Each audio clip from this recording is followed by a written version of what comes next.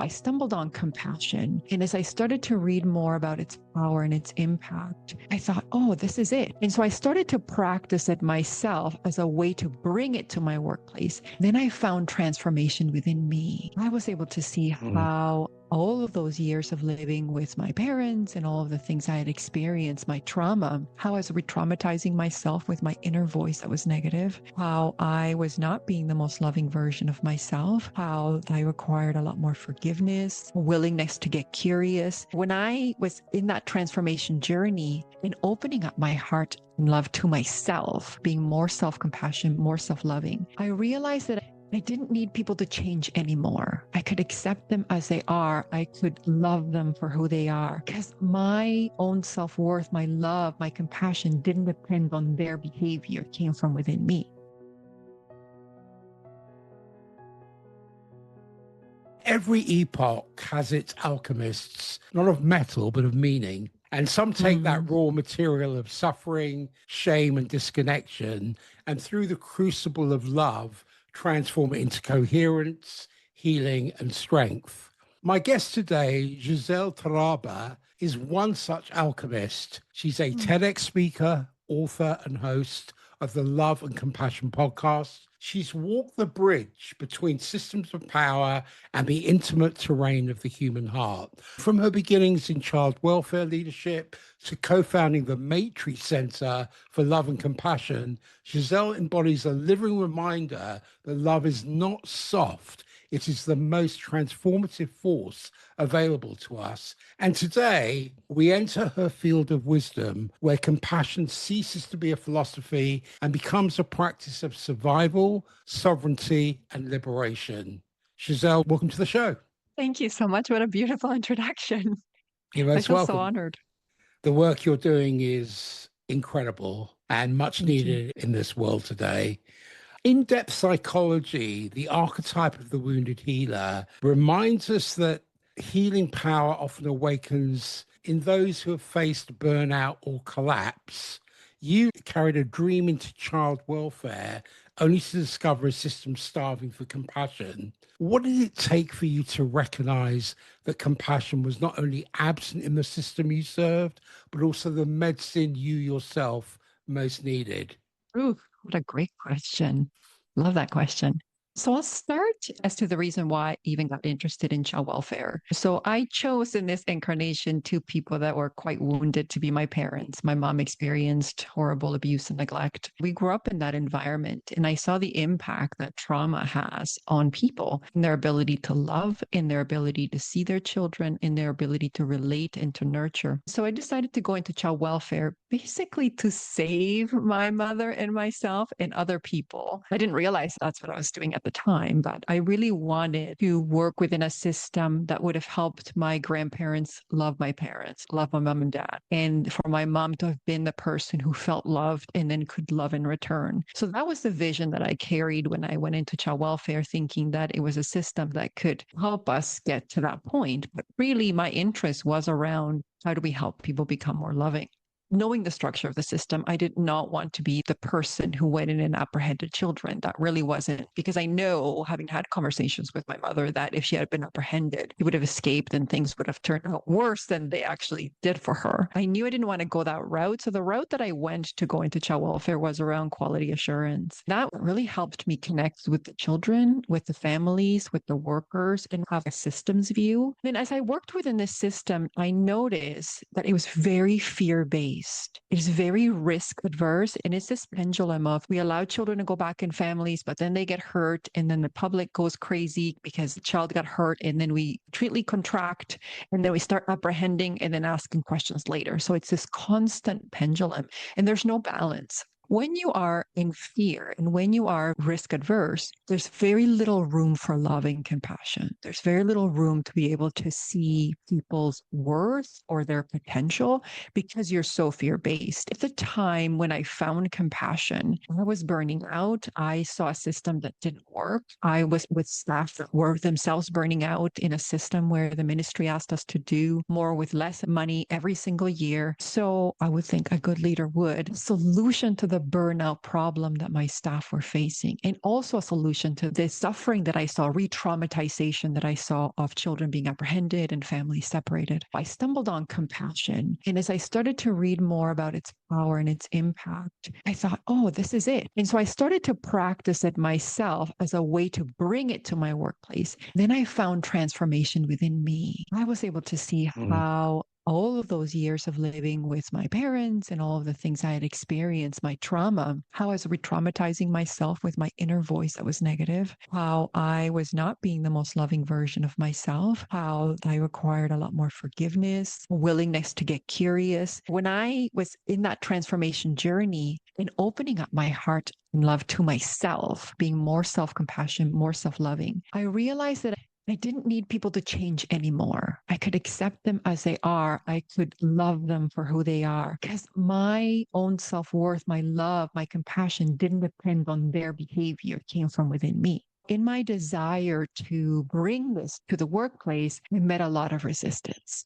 I realized, and I was lying in bed one night and I was like, okay, God, source, universe, if you want me to do, I can't do both. I'm trying here and there's no uptake. If you want me to leave and do this for a living, you got to give me a runway. You got to give me opportunities. If not, I'm going to stay and like work within this system. Very soon after, a few days later, I got runway to leave and to start Matri Center. That's how I got to be doing this work. But to me, it was something that I did not expect. I went there to help my staff and I ended up helping myself. What a beautiful story. My insight tells me that compassion restores resonance, whereas shame creates incoherence. When individuals are in shame or in burnout, their inner field is fragmented. So compassion acts like a tuning fork that brings the scattered vibrations back into harmony. This is akin to Carl Jung's idea that the psyche seeks wholeness and compassion and provides the bridge.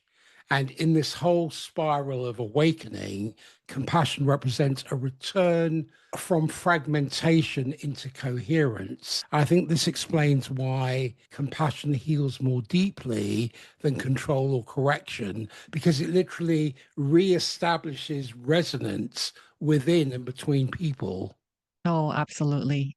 That's so insightful. And I love how you said it. One of the things I noticed, so at one point I was a director of HR. And so I managed actually 6 or 7 departments, and HR was one of them. And I remember that when we would confront people who were accused of bullying and harassment, the first reaction was always they saw themselves as victims. And also there was this wall of defense that would come up. You could watch the shame and guilt come up in real time. But the thing that about shame and guilt is that we're not taught, even as children, and especially if you were raised by people that didn't know how to regulate their emotions, we're not taught how to manage those difficult feelings. We're taught to suppress them, but not manage them.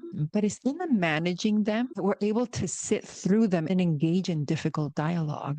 The more that I had compassion with myself, the more I was able to accept those shadow sides of myself, the sides that had all those difficult feelings like envy or that felt lack or embarrassed when somebody said, hey, you hurt me. The more I was able to sit with those feelings, the more I was able to sit with someone else and then allow them to express their true feelings to me without getting defensive or shutting down or invalidating them. Like you said, compassion really is the essence that enables us to get curious about one another and to sit through dialogue. That can help us resolve issues of race and inequity and so on, because we can hold space for those difficult feelings and regulate ourselves. I think one of the biggest things that people don't understand about those difficult conversations is that what goes on very quickly in the mind and then in the heart is, I'm not lovable, I'm not worthy. That's what you're saying, that I no longer value. When that happens and you can't regulate it, there's no amount of discussion, and definitely punishment and coercion do not work. That's why correctional systems, prison systems do not work, because we are asking people, as my friend says, to do the Herculean act, becoming loving, compassionate while they're getting punished and surrounded by people with the same level of energy and the same level of awareness. If we want people to be more compassionate and understand the impact of their responses, we have to be willing to be more compassionate so that they can be able to be receptive about the impact of their behavior. What you said was spot on. Compassion enables us to become whole again, to get curious about our own behavior and about the behavior of others from a place of non-judgment, from a place of openness and allowingness. And that enables us to come closer together, which brings us wholeness. It's interesting you brought up prison because people in prison won't be able to receive healing as coherence restoration. The impressions in their mind in a very small space, they're replaying all those old paradigms. And then there are people around them who will reinforce through their own Yeah. stories. I've met a couple of people who've been able to change the impressions so that healing coherence is restored. They can push that reset button and emerge in a very new way. Oh, I love that you said that. Thinking about the example of, so I'm working on a documentary, and one of the things is we've got a woman who forgave this individual who killed her child. And that forgiveness and the love she expressed for him actually transformed him. And he said that publicly, and the prison system will not allow them to reunite, even though she's tried to talk to him and he wants to hear from her because he found that her love really allowed him to change. And we even have the newspaper that followed their story, and they can attest to the fact that he is a very different person than the person that came there, tries to be more loving and compassionate and open and understands the impact of the behavior. But the system prevents them from coming closer together and then getting that further closure and reconciliation and maybe working together to help other people. So we've created these systems, and I say we created these systems because as I was reflecting on systems change, like before, I was like everybody else. I'm like, I just want these systems to change so that we can change. Then I really took a really close look at systems. When you look at all of the systems we have, from mental health to medical health to even the justice system, a lot of these systems are based on isolation, separation, punishment. And then I looked at myself. How do I behave when someone hurts me? I want them as far away from me as possible. And I want them to understand my hurt. And sometimes I wanted them punished so that they knew what I felt. So no wonder we have systems that reflect that. They reflect who we are. In order for those systems to change, we have to change. We have to be willing first to love and have compassion for ourselves, then to love and have compassion for others, and be able to work even through restorative justice. That doesn't mean that these people aren't accountable for what they did. We have to be willing to come closer together and to understand what is it that led to you to want to hurt other people. I don't think our nature is by any means hurtful from the beginning. When you see babies, they're naturally loving. They want to love because love actually means survival. And so we teach people to hate. We teach people to separate. We have to be willing to change ourselves. We have to be willing to get curious about one another, to understand. So I do love this, like the whole trauma book that, I can't remember what his name is. Like, what happened to you? Instead of, why do you do this? You're a horrible person. Basically, the question is, what happened to you? You think it was okay to hurt someone that way? Like revenge movies. I want you to Yes. feel what I was feeling and I'm going to hurt you. We need a new paradigm. We need Mm. sovereign unity. We don't earn divinity. We shed distortion until what remains within shines with what was always true. I love how you speak. I really do. I could hear you for hours. I love that you talked about the movies.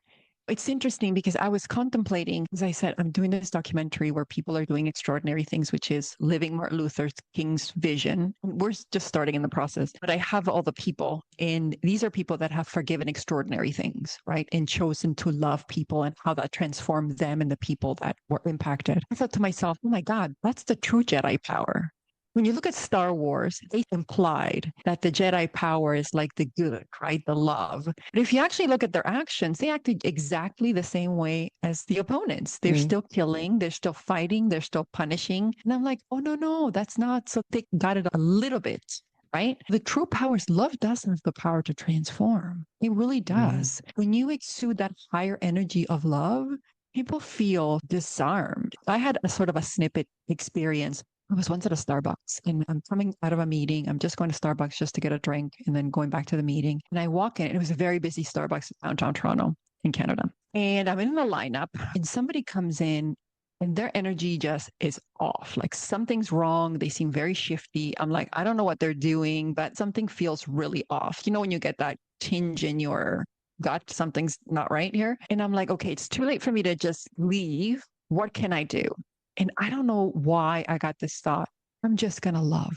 I'm going to love everyone and everything here, including that person. And that's what I did. I just thought about love and expanded the love. And that person looked at me and said, I can't be here, and took off. Some people were confused. Other people had no idea what happened. And I had no idea what happened either. I just made that choice in that moment of, instead of feeling fear and contraction, I'm going to feel expansion and love, including for that person. What I've learned since then is love and fear can't hold the same space. It just can't. And so when you choose to love and expand, and it's not as easy as I'm saying it is now. I have had to face my own fears. I've had to face my own shadows and sit with them. And sometimes it's uncomfortable. Sometimes you're triggered by things.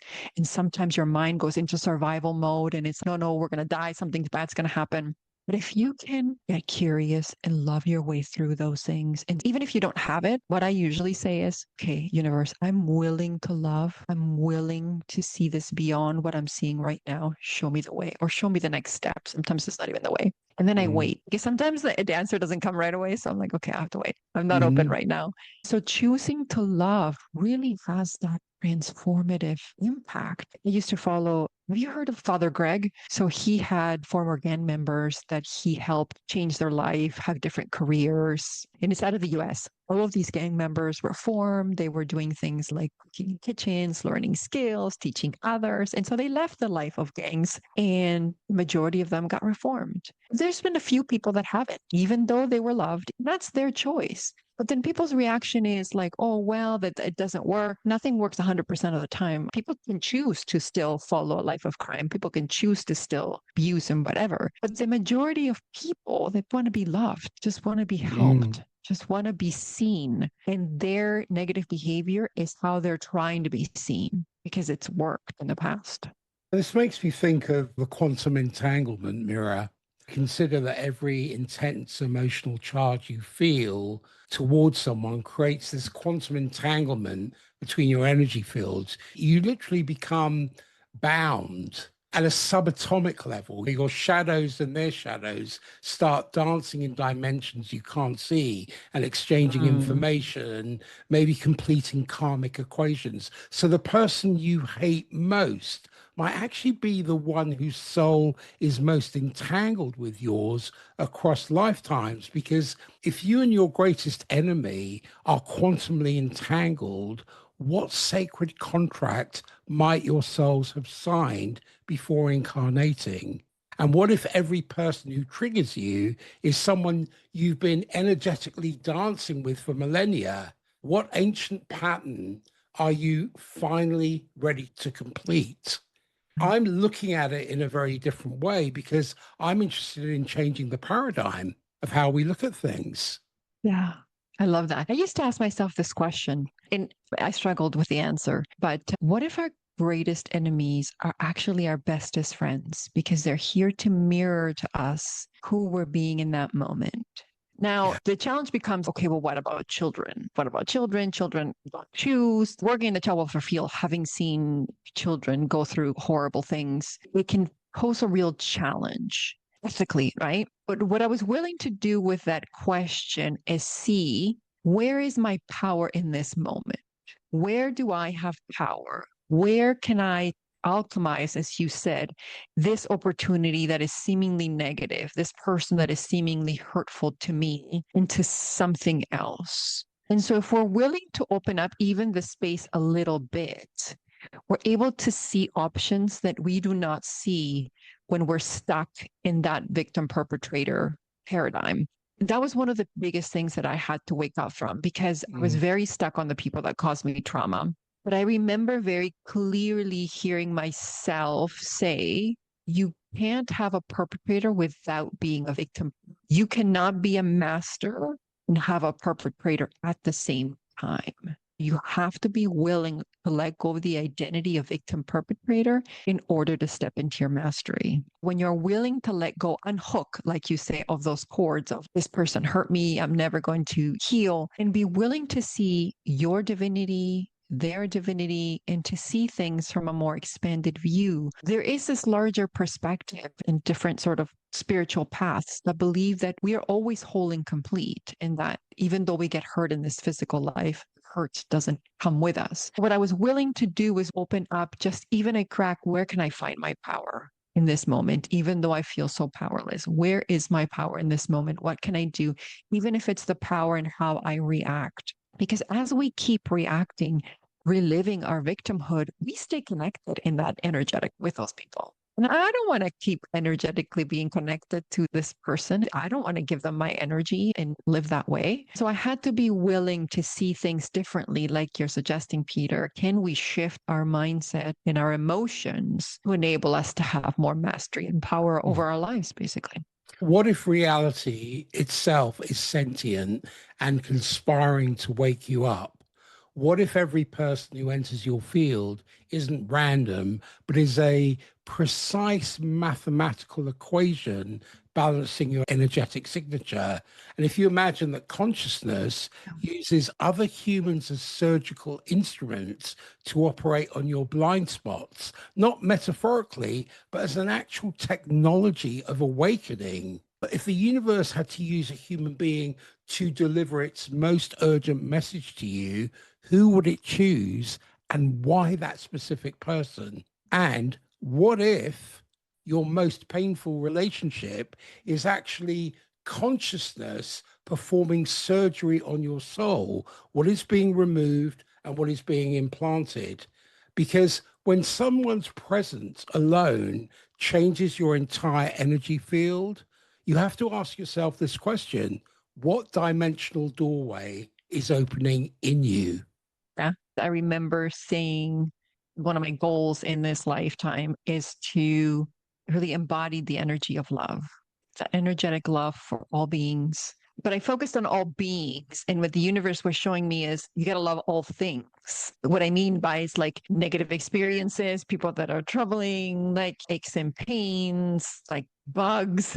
And so sometimes the challenges would come and I would forget. And then I was like, oh, allowing myself to love all things because everything is part of the divine. So how is it that I can love all things? And sometimes I didn't want to. Sometimes I'm like, oh, how can I love this thing? How can I love this difficult moment? How can I love this feeling? At one point in my life, I went through a journey that none of the stuff that I was doing was helping. Like I used to meditate and do qigong and used to have repeated guidance and then nothing, like silence. None of that stuff was working. Obviously, I'm was being upgraded to a new version, like a higher level. But when you feel like, oh my gosh, I don't know what's happening here, I'm feeling out of sorts. I feel like I'm not sure. I'm really fully stepping into the uncertainty. The one thing that came through is, can you love this moment? Can you love this uncertainty? Can you love these seemingly negative moments? Because if you are to embody love and want to love all beings, you also have to love all things in circumstances. And what those experiences taught me, not the success, but the failures, every time I wasn't able to do it. Every time I stumbled over the same and I was so frustrated and I was frustrated with myself and I was frustrated with God, source, universe, it made me realize how challenging it can be for people to do that inward journey, to face their fears, to choose compassion and love. And that actually made me more compassionate towards people. The inward journey is challenging. Now, other things are challenging too, but it is easier to blame. It's easier to punish. It's easier to do all of those things because looking at ourselves truly and being able to see the shame and the guilt and all those shadow parts can feel overwhelming. Especially if you're not used to connecting to source, you can feel very alone. But it is in that journey that enabled me to have greater compassion for other people, which to me was actually unexpected. If we are to understand that there is a holographic shadow mirror in a holographic universe, every fragment contains the whole. This means that every person you meet contains your entire energetic signature, not just fragments. So the homeless person, the billionaire, the saint, the killer, each one, I would suggest, is showing you a complete version of yourself from a different dimensional angle. So the intensity of your reaction reveals how far that dimension is from your current awareness. So if the person you judge most harshly is living out a parallel timeline of your soul, what choices did that version of you make differently? Yeah. I always say that if you're triggered by someone, there's healing to do within yourself. So usually I ask Yeah. myself the question, it's like, why am I being triggered in this moment? So I used to I was a student of Neville Goddard. Have you heard of Neville Yeah, Goddard? of course. He's like Yeah. the alchemist guy from the 40s or whatever, that top Yeah. manifestation. But his best lessons were not about manifestation. They were actually about love. They were actually about unity with the God self. One of my favorite things that he says is focusing on treating other people as you would yourself. He would say everybody's a mirror of you. Everybody's just reflecting you back to you because there's really only one of us, right? There's only divine source that split itself into multiple versions. So technically we're all one. When I look at it from that lens, it helps me be more loving and compassionate because I'm like, this is an aspect of me that's being reflected back to me. How would I want to be engaged? How would I want to be treated? That doesn't mean you're nicey nice all the time. Sometimes love is truth, right? So telling somebody the truth from your perspective and saying, like, it's not your intention to do this, but this was my experience and this is what's happening for me. Here are my boundaries. Compassion has boundaries, love has boundaries. So being able to be truth and love and compassion with other people and remembering that these people aren't separate from me, they're a part of me, really helps me have better relationships with people. I don't always get it right because I don't always know quite why I'm getting triggered. So the universe does not require your perfection. It requires your willingness. And that's really important because in my work that I'm doing in terms of the documentary, in terms of researching people that have been able to do this, Martin Luther King's vision of love your enemy, people think that they have to be like the Buddha or they have to be like 100% perfect. And I don't know if you've heard this, but there's now with the TikTok culture backlash against even the Dalai Lama because he made a comment about women or like Mother Teresa and all of these people. And the reason behind all of that is that we think that we have to be 100% of the time good and kind and loving and compassionate. But the truth of the matter is, in this incarnation, we're human beings, right? And there's lots of things. It's a dense reality. It's mirrored with thoughts of chaos and fear and all of those things. We don't have to be loving and compassionate 100% of the time. You just have to be willing to be. When you make a mistake and falter and hurt someone, you have to be willing to go back and say, I'm sorry. Please forgive me. This is what happened for me, or I'm willing to change, or I'm willing to see how I could have seen that differently. It's the willingness that the universe asks and is willing to help you through. It's not the expectation that all of us have to be 100% good or spiritual. And I think that's the default that people then go quickly to cancel and say, if you're not 100% of the time, Dalai Lama, then you can't be. We judge very quickly. And I say this because I expected that 100% of myself. And the more I expected 100% of myself, the more I stumbled. So I'm like, you know what?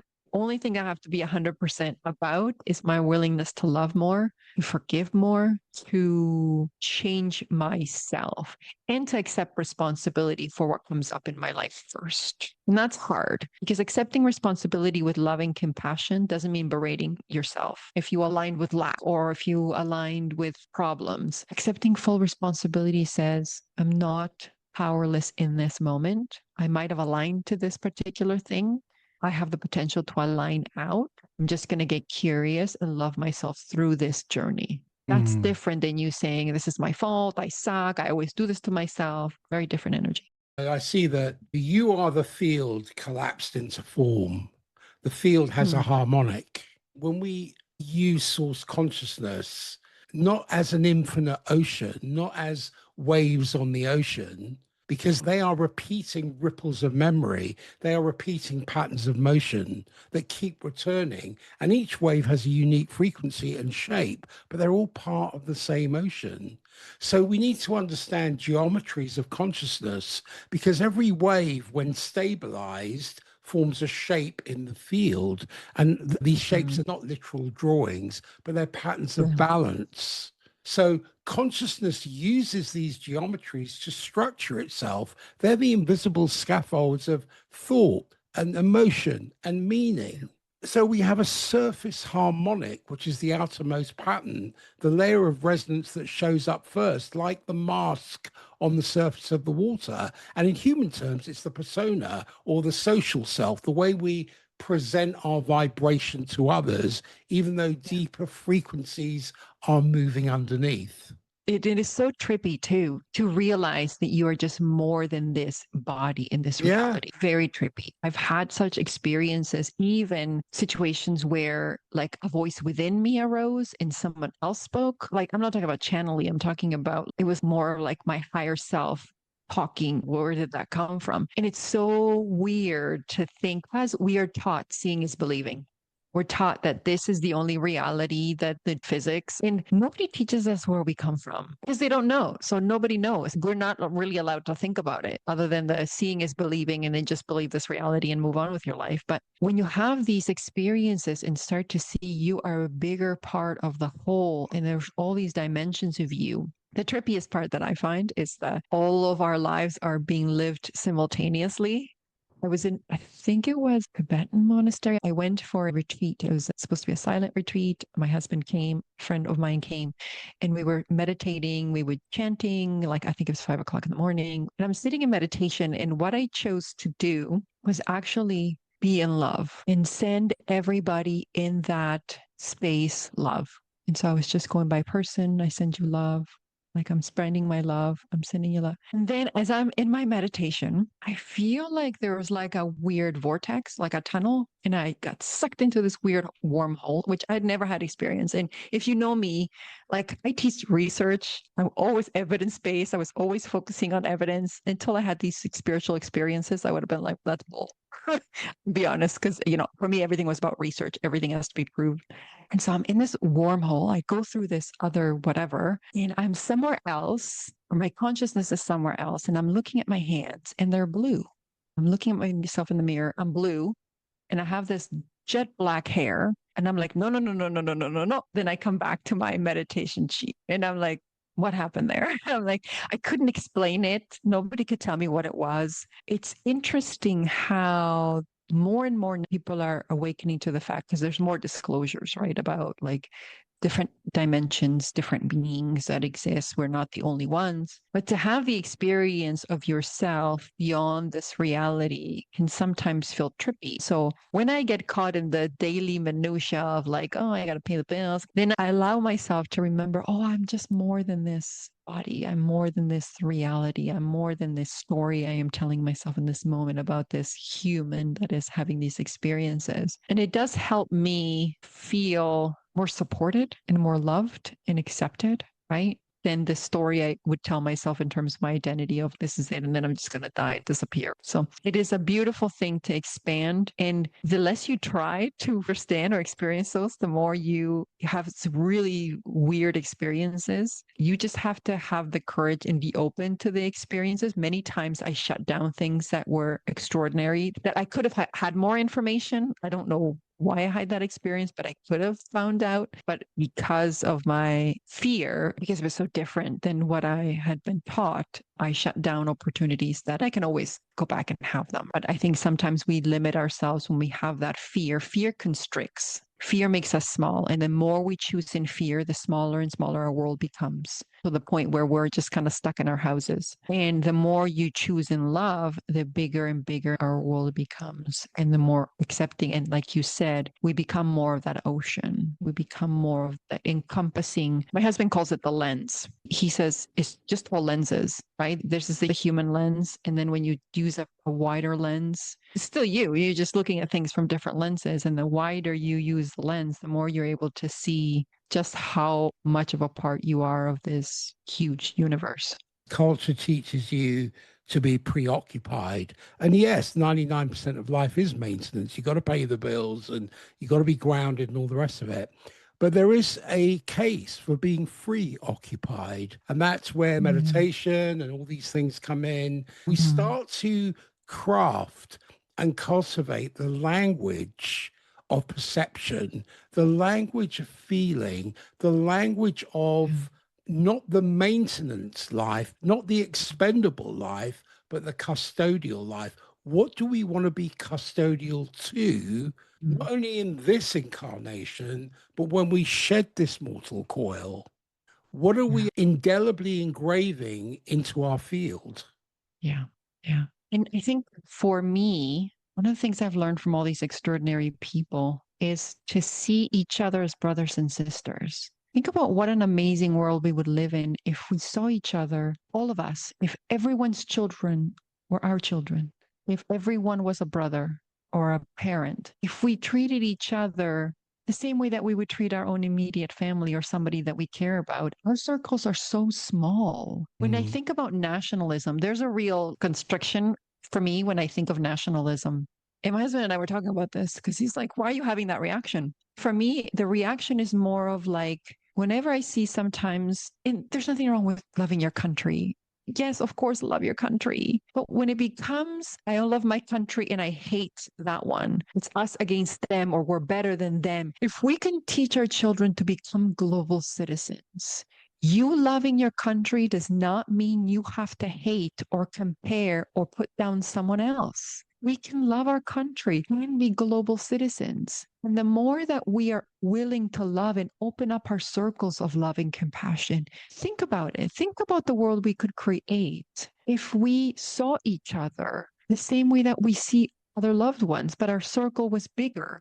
We would have more friends. We would have more people that could support us and love us in difficult times. We would come together and help each other. During COVID, I was trying to interview this lady out of the US that got together with her community to help each other pay each other's bills. So they would come, pull money, they would collect things from people so that everybody could keep their house, so that everybody could stay fed. Now expand that to a global scene. We would all benefit. All of us would benefit. Even when you think about people that have all these extraordinary wealth. And to me, greed is just a fear of lack. Just because you have money doesn't mean you're not afraid of lack. But the reason why it's never enough is because it's filling a hole that money wasn't meant to fill. And you just keep throwing money at it. And it's never going to be enough because you're not really giving it what it's supposed to be, which is love, which is that self love, self nurturing, self acceptance, self value. So you're going to continue to throw into a bottomless pit. So even those people start to benefit because we are all sharing, we are all benefiting. And to live in that world, to live in that space where we treat each other as sacred and treat the world as sacred, that would be so beautiful. Part of that has to be our willingness to change and to choose love over fear. And that takes courage because I see many people and I've seen how I act myself when I'm in survival mode. When you're in survival mode, it's hard to love. It's hard to have compassion and get curious. You got to shift out of that. You got to shift yourself first, which whatever tools you can use compassionate talk, you can use mindfulness, you can soothe yourself, or you can go to someone else and say, hey, I'm struggling. Please help me. Support yourself first. And then once you're able to move out of survival, you can become more open to get curious and say, what's going on for these people? Or what's going on for me? Why am I behaving in that way? The more I love and accept myself, the more I actually care about other people. I'm genuinely happy for people thriving because they can't take anything away from me. It's not a competition. It benefits me to see other people thriving because those people are going to be more compassionate to other people, more loving to other people. And then that's how we create a more loving world. It's mm. not by changing systems, it's by changing ourselves. And it is the hard work. It's hard to love. It is messy. That's why it takes courage to love. Look at the way that identity is projected outwards. It's fragile, it's conditional. Whereas when identity is cultivated inwards, it's grounded and relational to truth. Now, Yeah. if your identity is projected outwards, that means it inflates your personal story.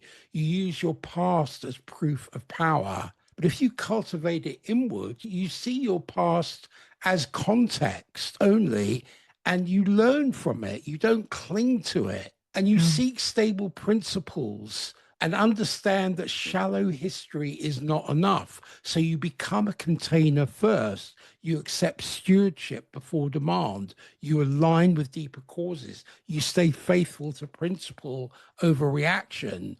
And you see specifics as tallies in a larger pattern. You have more of that systems view. So you're guided by authentic need and sufficiency as distinct from being driven by greed and accumulation. And when you set your feet upon that path, you curate alignment, you nurture what naturally unfolds, as distinct from seeking to control outcomes and dictate what must grow. So you weave connections, you harmonize elements into coherence rather than pontificate or declare how things should be. This is being Yeah. anchored in your inner rhythm. So you move from inquiry, not from reaction, and you ground your identity in daily self alignment and practice. So rather than delegating self definition to external forces, we have to look at the orientation from the outward identity and the inward cultivation. Yeah. Everything in our world teaches us about the outward identity. This is where education comes in for me, not a curriculum. What we're being taught is a curriculum that enables you to fulfill an economic imperative and push the dream of the white picket fence. No, that's an old paradigm that people are still clinging to. What we need is an education. If you look at the word education, it's one of 65 words that has the 5 vowels in A, E, I, O, U. So if we can get the A, E, I, O, U and let that seep into our systems, so we can find the necessary language to give descriptive value to why things go blue, besides it going, oh, well, that's cyanotic. No, there's something else going on.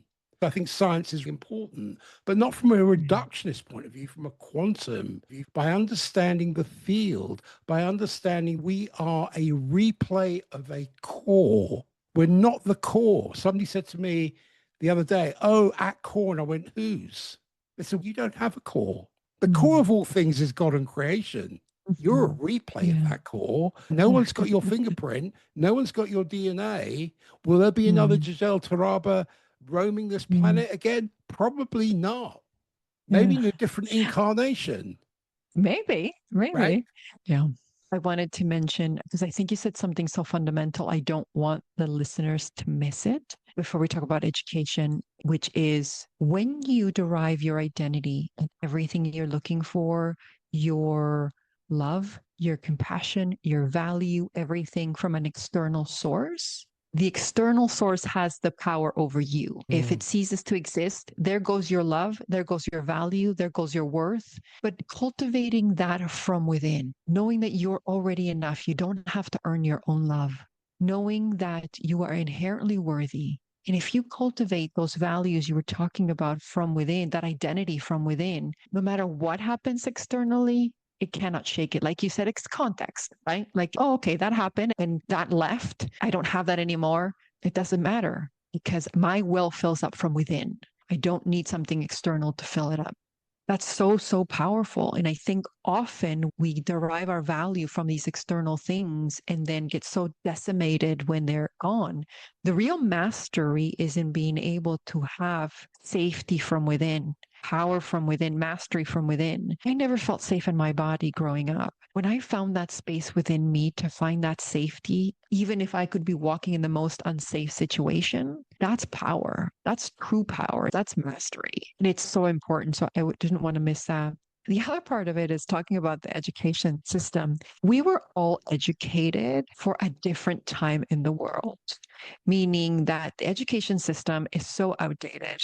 My daughter and I are actually writing a new book about reimagining education because it was designed to create good workers. And when things were factories and the perspective was Newtonian, that was okay. Even my time growing up, you could easily get a degree, get a nice job, get a nice house, and that was it. There's nothing wrong with that. We don't want to shame or hate our history because that's who we were as a consciousness in those moments. But in the age of AI, in an age of higher awareness, the need for love and compassion now even more is so important. When you look at my journey in terms of aligning to some of the things that are more authentically who my soul wants to be, there were so many stories within myself of lack of self-worth, a lack of worthiness, like self-acceptance, a desire to be invisible and not shake things up because of my experiences. Nobody taught me how to love and have compassion for myself. I had to unlearn a whole bunch of stuff and then go through the journey of learning myself. So we're expecting parents to teach their kids, but if they don't have the tools, and I was having a conversation with my daughter and I'm like, what could we as human beings do to create truly flourishing beings in this reality? What would it take? What would it take to fully help people, uplift them? Like teaching them about love and compassion, teaching them about all of these essential skills that AI can't do. AI can give you content. So teaching children content doesn't make any sense for me. But teaching them about the things, and this is not a judgment. I just want the audience to understand. I looked at even Montessori, like all those special schools, and I was Googling and asking. I do limit my use because of the environmental impact, but I was curious and I'm like, how many successful graduates came from here and how many of those people are truly doing the love and compassion work? And what I mean is that are truly positively impacting the world, that are doing things that are empathetic. The first answers that I got while I was both Googling and using AI was all the successful people, all the company, Microsoft, like all those people that went to those schools, right? And I'm like, are these really truly our most empathetic people, our most loving, that are doing the most benefit for the world? No. So even though they're taught, according to Montessori schools, according to all these different schools, they're taught these social and emotional skills. Most successful graduates are still very individualistic. They're still, it's me, the self-made man. There's nothing wrong with that, right? It's just the kind of culture that we want to cultivate. What kind of world do we want to create? And how do we help people get there? So if we want to have a world that is inclusive and loving and equitable, what seeds are we planting now in these children so that they could have that later on? For me, teaching children about love and compassion for themselves, for others, teaching children how to have difficult conversations, how to see different perspectives. I'm a prof at a university, and I can't tell you the number of students that have a hard time listening to an opposing perspective. It's easy to cancel people because then we don't have to feel uncomfortable. But the more we cancel, the more fragmented we become, like you said. The more we fragment ourselves from one another and from ourselves, actually, because we're all one. So the willingness to be able to sit with our discomfort, to open ourselves to dialogue, to be the best version of ourselves needs to happen at all these different levels, at the home base, at the educational base. That's really the journey that I'm going in now, like really interesting in education. And how do we help young people also understand that they're not just this basic reality? It's not seeing is believing, that Newtonian thing that we were taught, and all the emphasis that we put on materialism and on content really doesn't work anymore. It really doesn't work. For the new, what they call hominis luminous, or homo luminous. Homo luminous, yeah. Yeah, homo luminous. There is a fine line. It's all very well being taught these skills, like you were talking about these people of, in inverted commas, some repute, have all of these soft skills, but there's a fine line between facilitation and manipulation. And our culture creates mechanics. They create the fix-it mentality. We will fix it for you. We will fix it for you. And granted, you do need mechanics. If your car goes wrong, you need someone to fix it. All well and good. But what about becoming your own inner gardener? What about cultivating the soil for human skills to take root, to bloom, to flourish, and recognizing that, yes, it's unpredictable. Yes, you've got to get your hands dirty, rather than being over-reliant on someone else to fix it for you. Because when you do that, you build an identity on very shaky layers, and you have an insecure self-construction as distinct from seeking stable principles, and you understand that shallow history isn't enough. You don't go into blame and avoidance. You go into truth and responsibility. You don't blame others, blame the economy, blame life or fate, or resent limitations. You become a container first. You accept stewardship before demand. And this is where you start to align with deeper causes and stay faithful to principle over reaction. The other way is you personalize everything. The people you were mentioning who can't cope and cancel another person, this personalizes results and it interprets causality through ego as distinct from aligning with the deeper causes, because Yeah. you're obsessed with fragments and choices. So you become scattered rather than seeing specifics, I think I mentioned before, as tallies in a larger pattern. You have a systems view. You're not driven by greed and accumulation. You're guided by love. You're guided by authentic need and sufficiency. My father said to me, he's passed away now, but he said to me, as I've got older, it's not so much what I can add to my life, it's more about what I can subtract. I think what you said was really important. And I think that's one of the most challenging parts of the way we've designed many of these systems is there's no focus on the inward journey. I can't remember who I heard say it's 80% inward and 20% action. So these systems have to focus, like at least the education system could help people focus on their inner journey. Yeah, Who are they? Who exactly. are we? What are we doing here? What's our purpose? Like, how many kids leave high school not knowing what it is? They don't even know who they are. And as a professor, I don't have time to get to know 96 students. I would love to. Each of them deserves my love, my understanding, my getting to know. Each of them are, like you said, everybody's so unique. And so they deserve to be known. But I get such limited time, and it's challenging for me because I want to know each of them. I want to get to know them all as individual beings. I want them to know themselves. So many kids graduate high school in being pushed to have careers, to move towards a specific way. Hey, choose a career now. They don't even know who they are. They don't know what lights them up, what brings them joy, what their inner calling is, who they really are, like at their core, not just this physical being. We haven't done anything to cultivate that in elementary school or in high school. And so I think as a responsibility, as a global citizen, what's our responsibility to our children? What is our responsibility in helping them understand who they really are in their inward journey and to tap into that inner power, like you were talking about? So their mastery, their love, all of that stuff is not dependent on an external.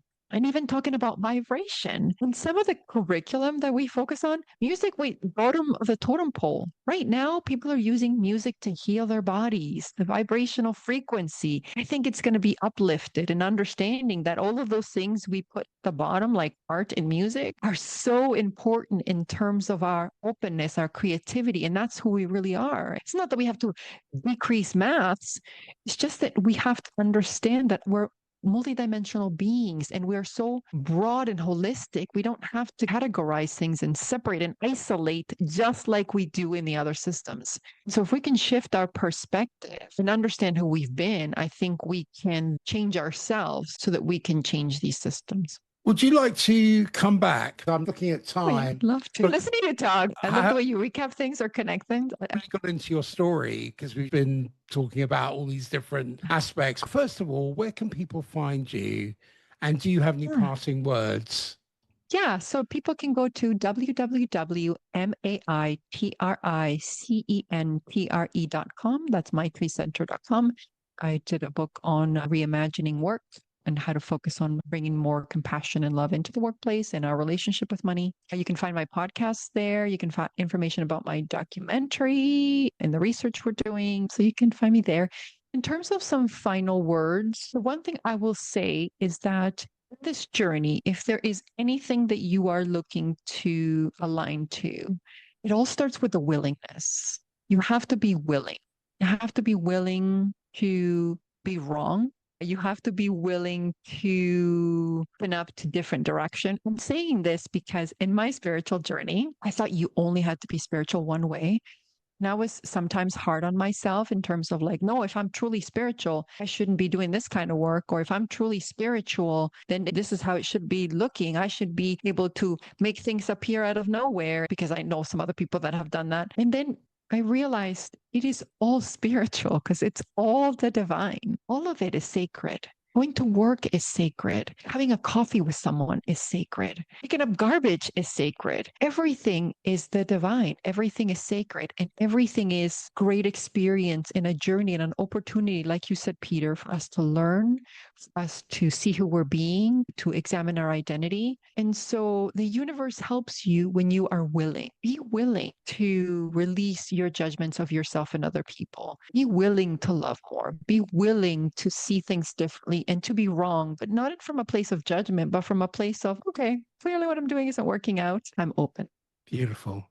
What I've learned from this conversation, what you've shown me, is that compassion is not a soft skill. It's the very architecture of survival, leadership, and transformation. I know we haven't Yeah. done much of a trace on your journey from systemic burnout to personal rebirth and into that whole Yeah. body of work that reminding us that love is not only possible, it's essential. And talking about things from shame to coherence and from fear to alchemy and from survival to service, because love is the recursive field that heals all of us. And I Yeah. want to thank you for bringing your voice and your courage and your living example of compassion into this space today, because you've Mm. given us not only an insight, but I would say also a deeper field of remembrance that love is the most radical, transformative, and stabilizing force that we have. Mm. Yeah. Yeah. But it takes courage. It takes courage to choose that. It is easier to hate and to separate. But if we're willing to take that courage, payoff is enormous. The payoff is transformative. Martin Luther King was right. It's so funny. And that's the reason why I want to do the documentary is to show evidence of its transformation so that people can see. When's it scheduled Because for? we're in the process of Oh, acquiring filming. funding. So I have all of the people in place and we have all the permissions and everything. We're just in the process of acquiring funding. So a film like this is a little bit radical, especially during these Good, times, good. because you have to be willing to love your enemy. But in that, there is transformation for everyone, including the world. So we're in the process of securing funding. We did a campaign to raise funds, which we did. And right now we're in the process of trying to secure, because this is a multi-country documentary. Like part of it takes place in Africa. They're doing some amazing things with genocide over there. Throughout different places in the US. There's a place in India that I want to go, in Canada as well, out in BC. A former white supremacist met with a Jewish person and how their interactions really helped him heal, because he was a high top leader in Canada Mm, for the white supremacy movement. And that forgiveness from a Jewish person has a transformative impact on his ability. And the more compassion he had for himself as a white supremacy person, the more he was able to tap into the hurt that he had experienced and address the mm, shame and guilt. And he had been a Holocaust denier, and he actually went to see the murals and he did a documentary on that and how he had denied all this. And here he was stepping. And if somebody hadn't been willing to see his humanity, he would not have been able to see it in other people and understand the impact of his mm, behavior. And so that willingness and that ability to do that is truly transformative, but it does take mm. courage. It's difficult because we have to address our own needs and our own triggers, but it truly is transformative. If the reflections in the documentary, we can reflect that into our own spirit of awakening, and we can notice where shame asks for compassion and where fear is waiting to be inverted into love, and where leadership in one's life can soften into resonance. This is the work of building a more coherent world. And for that, I want to thank you. Oh, thank you very much. And thank you for having me on your platform. I think the work that you're doing as well is so important in terms of reminding us who we really are and having these conversations. I think so many of us, and I say us because we're all one, we get stuck in that I'm small, I'm insignificant, I'm just my suffering, there's nothing beyond this. And conversations that expand us, that help us shift the perspective, are so powerful and so needed right now in a world where the media just tells you one story. So thank you. And I enjoy listening to you. You're most welcome, Oh, Giselle. How have you experienced the beautiful. conversation today? I would say beautiful and expansive. first of all, I appreciate your candor. Sometimes people are hesitant to share the truly spiritual perspectives about vibration and the connection and how to really get to that point. It helped me share my story about feeling into that blue being, right? But the more we share these stories, the more that we can understand how we are not just this limited being and that we have more power than we feel we've been told and that we have accepted. That's one of the things I think you had mentioned it, which is we accept a lot of things passively. This is how the world is, and this is what we've become from the external. We don't realize that we are actually given a power in our authority. So we're told that, oh, seeing is believing. Okay, I'm going to accept that as true.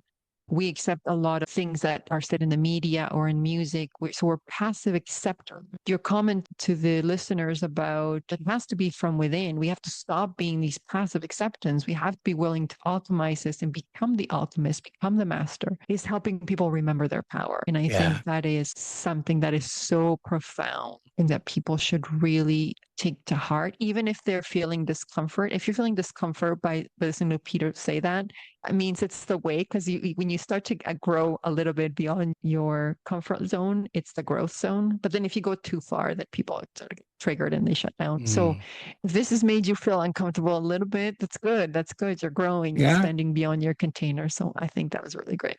Fantastic. It's been an honor and a privilege. And I would like to come back so we can get more into your story. I really don't know how these conversations, what form they're going to take necessarily. It's really a dialogue, but there's some interesting aspects of your story I would like to explore with you. I would love to come back. Yeah, that would be amazing. Let's get a deeper penetration into some of those things, especially the aspect of love, which is very simple but profound. We need to change the paradigm. This is what we're doing in our own way. We're now laying the foundation, not only for this new accelerated age, but hopefully for those yet to come, so we can have a brave new world. Yeah, definitely brave. Yeah, I would love to come back. It would be so much fun.